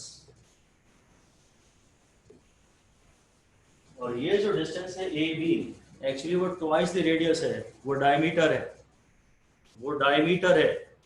आपको दो चीजें सोचनी थी, एक तो AC के अलोंग एक्सीलरेशन जो कि g cos थीटा है, और length of the path AC जो कि 2r cos थीटा है ना. अब स्पीड निकालनी है. क्योंकि मोशन पाथ AC के अलोंग हो रहा है, इसलिए मुझे सबसे पहले इस पाथ के अलोंग तीन चीजें डिफाइन करनी है: initial velocity, length of the path and acceleration along this path. Vertically टपका देता तो g से टपकता तो इधर आएगा g cos थीटा, उधर इंक्लाइंड प्लेन में g sin थीटा होता था, और वहां ये थीटा था, ये 90 माइनस थीटा था, इधर कोने में cos आता था, यहाँ g था तो यहाँ g cos 90 माइनस थीटा था, और आज यही थीटा ले लिया मैंने. तो AC की पाथ जो लेंथ है वो एक बार फिर यह हाइपोटेन्यूज है 90 डिग्री के सामने वाली साइड. तो ये 2r का एक कंपोनेंट ये है और 2r का एक कंपोनेंट ये है. एक्सीलरेशन चाहिए तो g cos थीटा और डिस्प्लेसमेंट चाहिए तो 2r cos थीटा. अब मुझे स्पीड निकालनी है तो फॉर्मूला लगेगा ये v स्क्वायर को यूज कर प्लस 2gh, मतलब सॉरी 2as. तो v is equal to root 2as. तो एक्सेलरेशन है g cos थीटा और डिस्प्लेसमेंट है 2r cos थीटा. बस अब इससे जो भी आंसर आ जाए, ठीक है ना, r बाहर आ जाएगा, 2r पूरा बाहर आ जाएगा, cos थीटा बाहर आ जाएगा मेरे ख्याल से, और अंडर रूट dg. ये वेलोसिटी बचेगी, नहीं r भी बाहर नहीं आएगा, वेलोसिटी में रूट g r का टर्म हमेशा आएगा. आंसर है 2 cos थीटा.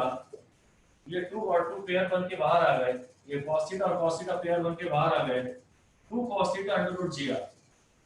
वेलोसिटी के फॉर्मूले में हमेशा एक रूट gr या रूट gh बचेगा. वेलोसिटी का फॉर्मूला ये है, वेलोसिटी है अंडर रूट 2as. a का फॉर्मूला लेना है g cos थीटा और s का फॉर्मूला लेना है 2r cos थीटा. ये हाइपोटेन्यूज है, इसको रिजॉल्व करूंगा, यहाँ कोने में cos और साइड में sin. ठीक है. अब ऐसे ही आपको निकालना है time. 2 under root r by g. Okay alright. देखिए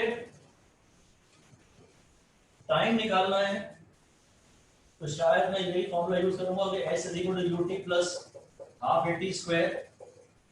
जो s है वो है ac, इनिशियल वेलोसिटी है 0 और एक्सेलरेशन है g cos थीटा। तो मैं थीटा वहां से नाप रहा हूं, थीटा नीचे से नापता तो g हॉरिजॉन्टल से नापता तो g sin थीटा होता, और वर्टिकल से नाप रहा हूं तो g cos थीटा। तो t is equal to 2ac upon g cos theta का स्क्वायर रूट। ये तो आता ही था √2s/a टाइप का, 2s/a। अब जो AC है, जो AC है वो खुद है ये, सबसे बड़ी साइड 2r है, सबसे बड़े वाले वेक्टर को रिजॉल्व करते हैं। इसको रिजॉल्व वहां नहीं करेंगे, AC को रिजॉल्व AB के अलावा नहीं करेंगे, AB को रिजॉल्व जरूर कर सकते हैं यहाँ पर। तो ये है AC है 2r cos theta upon √g cos theta. अभी cos थीटा कैंसिल हो गया, शायद ये 2 बाहर आ जाएगा, 2 × √r/g। ये इसका आंसर, 2 × √r/g। बड़ा ही इंटरेस्टिंग आंसर है कि जो टाइम लग रहा है नीचे आने में वो थीटा पे डिपेंड ही नहीं कर रहा। लिख दीजिए ये भी साथ में कि t is independent of theta. बड़ा ही इंटरेस्टिंग केस हो गया, बड़ा ही अनबिलीवेबल बात हो गई। t is independent of theta।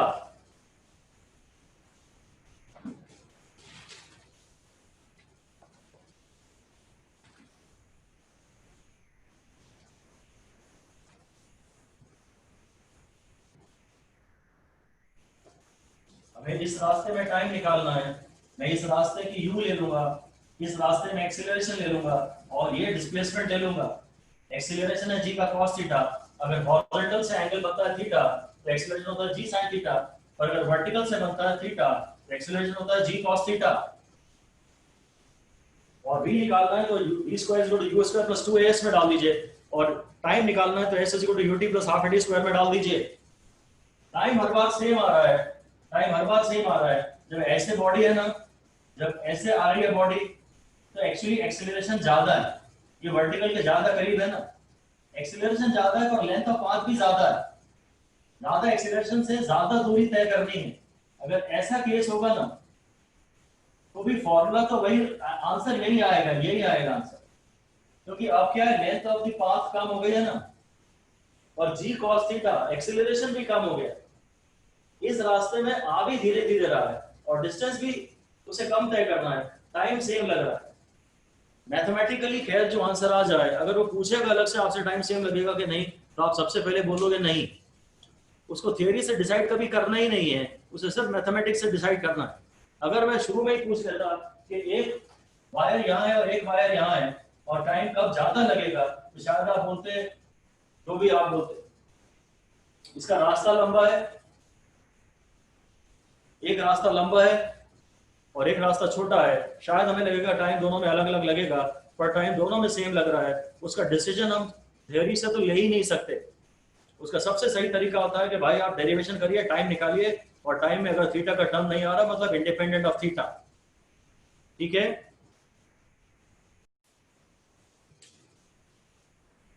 the body is projected up from the bottom of a smooth inclined plane। इसके पहले जो सवाल हमने किए थे उसमें हमेशा बॉडी नीचे आ रही थी, चाहे वो वायर वाला केस था उसमें g cos थीटा से नीचे आ रही थी, पर अब मैं अप द प्लेन की बात कर रहा हूं। अब बॉडी इज प्रोजेक्टेड अप, यानी रिटार्डेशन वाला केस है। It just reaches the top in 2 seconds. Find the inclination of the plane।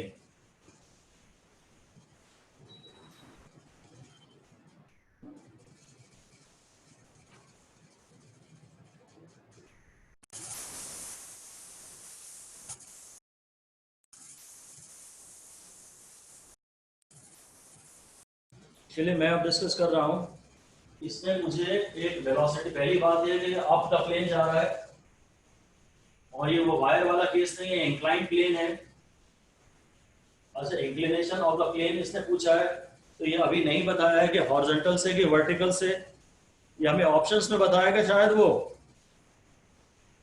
खाली उसने कह दिया इंक्लिनेशन ऑफ द प्लेन। ये जरूरी नहीं है कि वो सिर्फ हॉरिजॉन्टल से पूछ रहा है। एनीवे इसने ए की वैल्यू है -g sin थीटा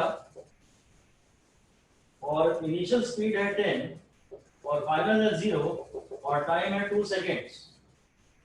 तो मैं शायद यही फॉर्मूला यूज कर लेता हूँ v is equal to u plus at, क्योंकि फाइनल वेलोसिटी 0 है। I have got to make use of that.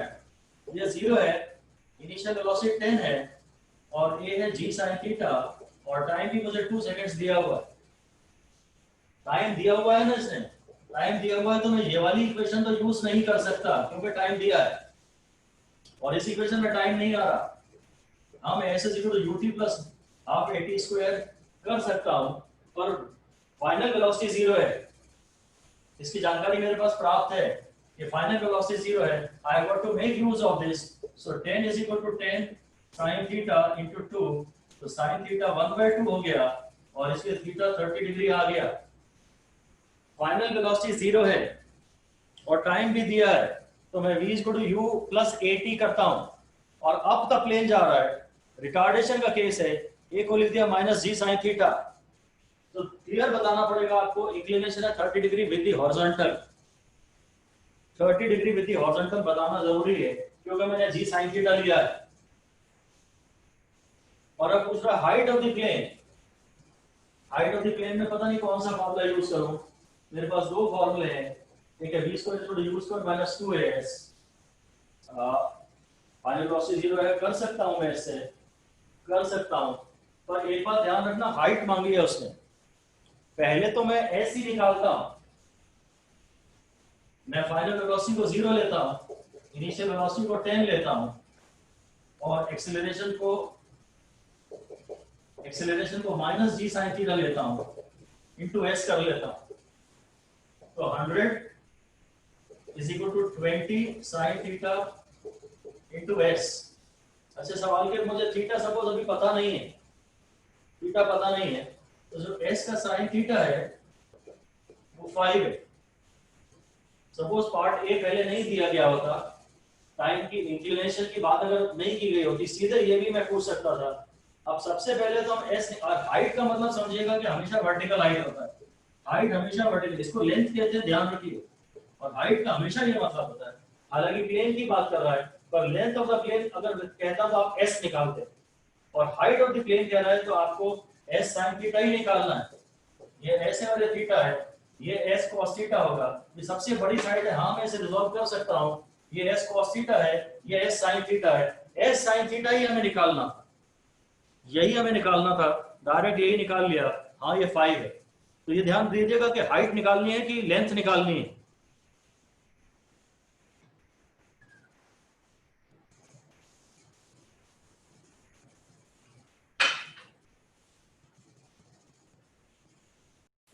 Sir third part क्या है?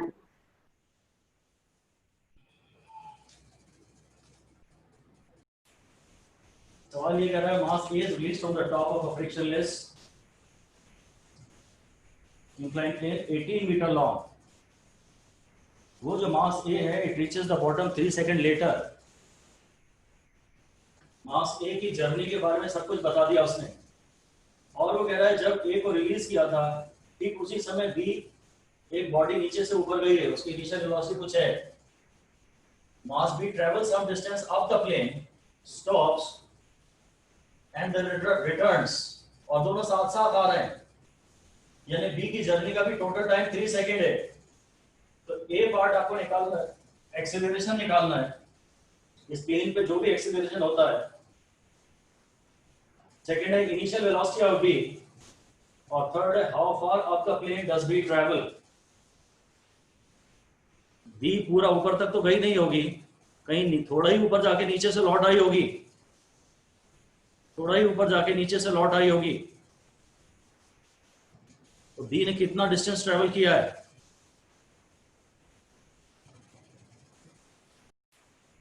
चलिए मैं आपसे इसमें बात कर रहा हूं। ऑलराइट, सबसे पहले तो बॉडी ए की बात करते हैं। मतलब ये फिर वैसा ही है, ये ऐसा ऐसा टाइप का कुछ हो रहा है। बॉडी ए तो यहाँ से यहाँ आ रही है और बॉडी भी ऐसे जा रही है। ये ए का पाथ है और बी यहाँ गया और यहाँ से यहाँ वापस आ गया। ए के बारे में देखते हैं, रिलीज बोल रहा है तो ए के बारे में बोल रहा है यू 0 है। ए के बारे में वो बोल रहा है कि ए के लिए यू 0 है, ठीक है। और जो लेंथ ऑफ द प्लेन है वो 18 मीटर है और जो टाइम लगा है वो 3 सेकेंड है। तो मैं तो डायरेक्ट बोल सकता हूँ s is equal to half a t square. तो 18 is equal to half into a और टाइम है 3 सेकेंड्स, ये हो गया 9। तो a हो गया 4, ये हो गया 4। मुझे इसको a को g sin थीटा कहने की जरूरत भी नहीं थी। बॉडी a के लिए मैंने सीधे ये निकाल लिया, मेरे को थीटा उसने मांगा भी नहीं है तो अभी तो मैं निकाल भी नहीं रहा। बॉडी a के लिए u 0 है, s 18 है और t 3 है। तो बॉडी a की तो जर्नी डाउन दी प्लेन हो रही है, तो ut plus half a t square में मैंने डाल दिया, u 0 है, s is equal to half a t square, ये s है और ये t का स्क्वायर है और ये 9 टू 18, 2 कट गया, 2 टू 4, a की वैल्यू 4 आ गई, a की वैल्यू 4 आ गई। अब कहता है at the instant when a is released, तब उसी इंस्टेंट पे v को प्रोजेक्ट किया upwards along the same plane from the bottom with certain initial velocity। उस इनिशियल वेलोसिटी से ही ऊपर जाएगा। मास की ट्रैवल सम डिस्टेंस, ये सम है, सेम नहीं है, सम। ये कुछ डिस्टेंस गया और वापस आ गया साइमल्टेनियसली विद इट, एक साथ आया है। मतलब a को तो यहाँ आने में 3 सेकंड लगे थे। अच्छा, जिस इंस्टेंट पे a को भेजा था उसी इंस्टेंट पे b को भी ऊपर प्रोजेक्ट किया है। जिस इंस्टेंट पे a नीचे आ रहा था उसी इंस्टेंट पे b ऊपर जा रहा है। तो दोनों एक साथ स्टार्ट हो रहे हैं और दोनों एक साथ बॉटम पे पहुंच रहे हैं। तो इसकी पूरी जर्नी का टाइम 3 सेकंड्स है। b का आना और जाना, पूरी जर्नी का टाइम 3 सेकंड्स है। मैं b की जर्नी के लिए ये डेरिवेशन करना चाहता हूं, ut minus half a t square, और इसका y 0 है, ये वापस वहीं आ गया है। एक तो नीचे से ऊपर प्रोजेक्ट किया था, ये अगेंस्ट ग्रेविटी किया था, तो माइनस साइन तो लूंगा, और ये वापस वहीं आ गया है जहां यहाँ था। तो y 0 अपने ही पॉइंट पे आ गया जहां वो था। तो ut is equal to half a t square, और t तो हम जानते ही थे, ये वही है, t आ गया 2u by a, stopping time. ये स्टॉपिंग टाइम आ गया, आना प्लस जाना। t एसेंट होता है u by a, t descent होता है u by a, और आना प्लस जाना 2u by a। आप चाहें तो ये रिजल्ट डायरेक्टली भी यूज कर सकते हैं, पर मैं तो चाहता हूं कि आप हर बार डिराइव करें। बोले कि अगर b उसी पॉइंट पे आ गया जहां था पहले, तो उसका y 0 है। इसकी आदत डालिए, y 0 है, और बस फिर तो इसका t 3 सेकंड दिया ही है मुझे इसने। इसका t 3 सेकंड दिया हुआ है, तो जो 2u by a है, जो 2u by a है वो 3 है, और u की वैल्यू मुझे निकालनी है, a 4 आ चुका है, दिस इज इक्वल टू 3, और ये u और 4 अलग अलग दिखें, u और 4 अलग अलग दिखने चाहिए, ये u ऐसा क्लियर दिखे, ठीक है। तो अब ये हो जाएगा, ये हो गया 2 और u की वैल्यू हो गई 6 मीटर पर सेकेंड। इसको मैंने v को 6 की इनिशियल स्पीड से ऊपर प्रोजेक्ट किया था, तो तो यहाँ जाके कहीं यहाँ वापस आ गई हो, ठीक है। अब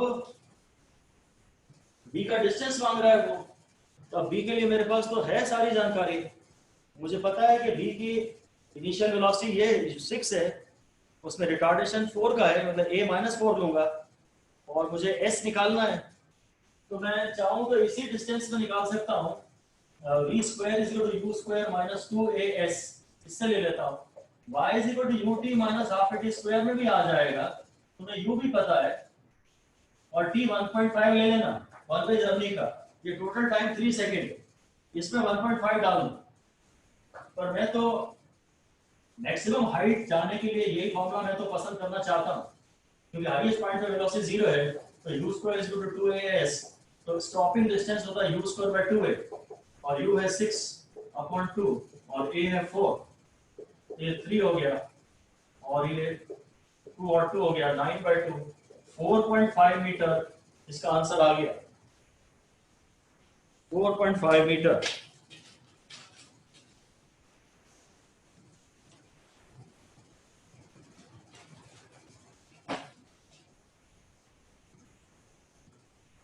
ठीक है,